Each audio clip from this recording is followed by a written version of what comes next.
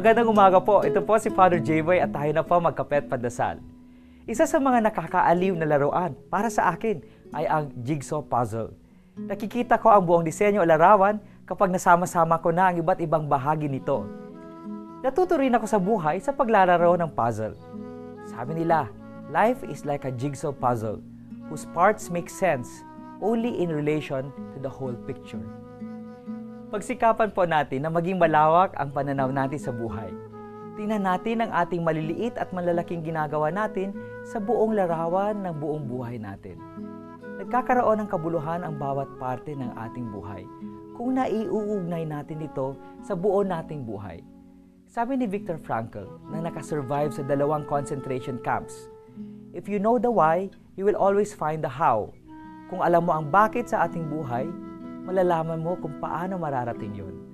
Sa buhay po, hindi lang kailangan hanapin natin ang kahulugan, kundi kailangan din nating likhain ang kabuluhan. Mas mahalaga ang ginagawa ng basurero daw sa isang doktor. Naiiwasan ang sakit ng maraming tao dahil sa basurero, habang ginagamot ng doktor ang may sakit na paisa-isa. Magandang umaga po.